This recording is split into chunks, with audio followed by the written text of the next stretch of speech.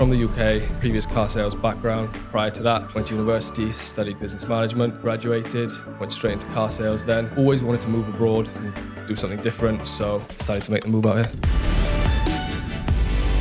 What was it that made you take the leap then? I'd say definitely the tax in the UK, the earning potential out here as well, the caliber of brokers in Espace. This YouTube channel as well, I watched some of the videos, other new starters starting.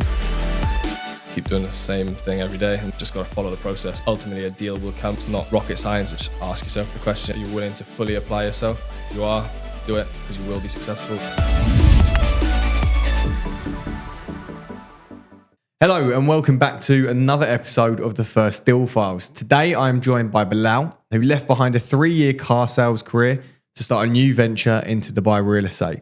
Welcome, Bilal. Give us a bit of background on yourself, where you're from and what you were doing prior. So yeah, from the UK, previous car sales background. Prior to that, went to university, studied business management, graduated, went straight into car sales then. Did that for 3 years. Always wanted to move abroad and do something different. So kind of started looking into what my options were and yeah, decided to make the move out here. So would you say then the car sales experience, do you think that's been beneficial to you being out here? Do you think it's transferable or do you think it's tripped you up at times? Yeah, it's definitely transferable. It's a completely different sale, but a lot of transferable skills. I think it was a lot shorter of a sales cycle with car sales. People would come in, have a look and want to buy. Whereas as here, you're kind of working with people. It's a longer sales process. You're really nurturing that client and obviously hoping to get repeat custom off them in the future as well. So yeah, it's different but transferable. What was it that made you take the leap then? Because it's quite a big move considering you were doing quite well in the UK. Yeah, exactly. Yeah, it definitely was. As well with car sales, I built up quite a catalogue of clients that I was working with. So I was in a pretty good position, but definitely the tax in the UK, that's one of the main reasons. The earning potential out here as well. Just wanted to be in a more competitive environment around people who are earning more and ultimately want more as well. So yeah, took the opportunity. And why Espace then? There's so many brokerages out here. What is it that stood out to you about Espace? I did quite a lot of research on different companies before moving out here. Obviously the caliber of brokers in Espace. This YouTube channel as well, I watched some of the videos, other new starters starting. But yeah, just the caliber of the brokers. I messaged Jake on Instagram then, had a chat with him. And to be honest, once you speak to Jake and his just being able to work underneath him in a team with him as well and learn from him, yeah, it's sold. So was there anything during the interview process or the onboarding process that stood out to you about Espace? I did interview with a couple of other companies as well. And it was more just like, when can you start? It didn't really seem like an interview process. They just wanted to get you out here and start. Whereas I had 3 interviews, had an initial chat with Katie, and then another proper interview with Katie, and then an interview with Jake. So it was more of an interview process. I felt like I was actually interviewing for a job that meant something, whereas a lot of the other jobs, I just felt like they just wanted to get me out here and start, you know. So take anyone and everyone. Yeah, literally. Let's talk about your first few weeks. How did you find them? Were you excited about it? Were you a little bit nervous coming into it? Because again, like as much as you've had sales experience, it is quite a drastic change. Yeah. So first couple of weeks, the training week was really good. It's informative, learned a lot. Obviously we weren't calling or anything like that. So it was just straight into it. It was good. Second week then, kind of a couple of steps back. I was like, well, this is harder than I thought. Then I had a really good week. So it kind of brought my morale up. And then I started seeing like in the chat, other people doing deals and stuff.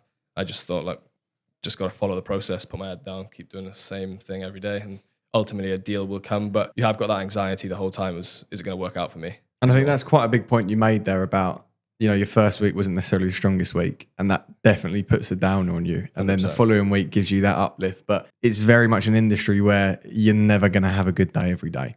Yeah. But it's how you learn to sort of handle those. In terms of with the training program then, was there anything that stood out to you? Yeah, definitely. So the 2 weeks were with you on the floor as well.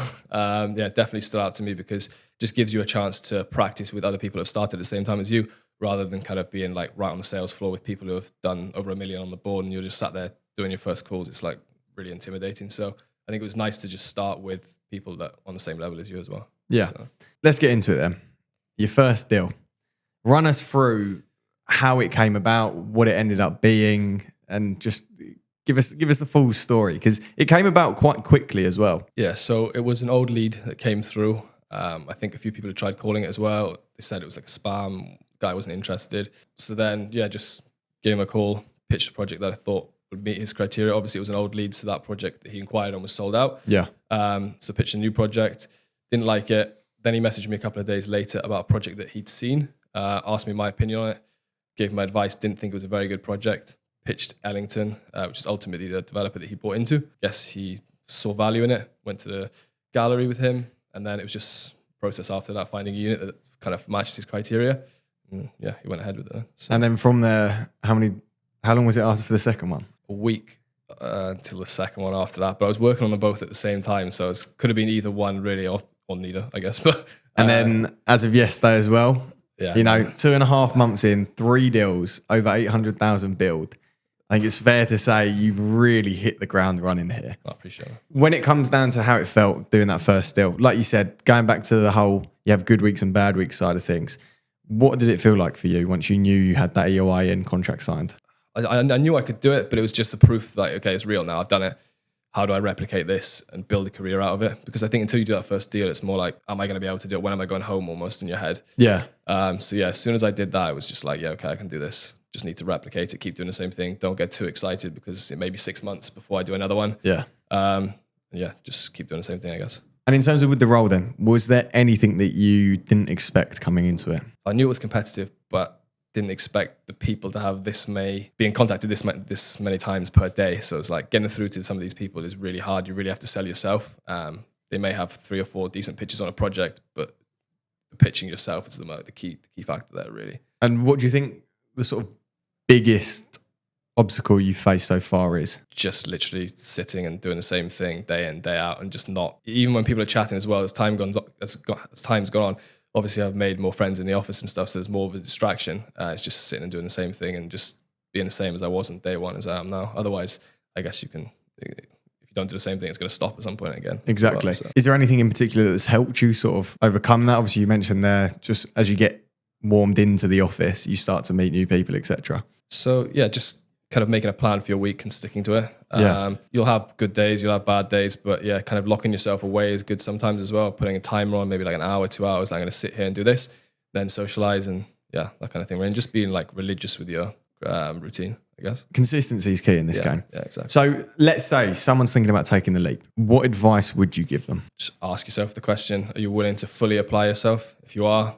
do it, because you will be successful. It's not rocket science. It's not like, can you do it or can't you do it? You will be able to do it. It's just a case of, can you apply yourself and not get distracted? If you can, and you honestly say to yourself that you can, then do it, because you earn really good money. So yeah.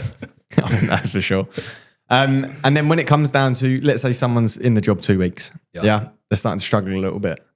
What would you say to them? Just fully tell yourself for 3 months you're not going to make a deal. Yeah. But you're going to do everything to make a deal. As long as you tell yourself you're not going to make a deal. If you do, happy days. If you don't, then you're not going to be disappointed. If you tell yourself you're going to do a deal in the first 2-3 weeks, I think it's so easy to get disappointed in the job. Yeah, I'd agree massively on that. Bilal, thank you very much for joining us. It's fair to say you've got a very exciting career ahead of you. Thank you for watching the first Deal Files, and tune in for more episodes.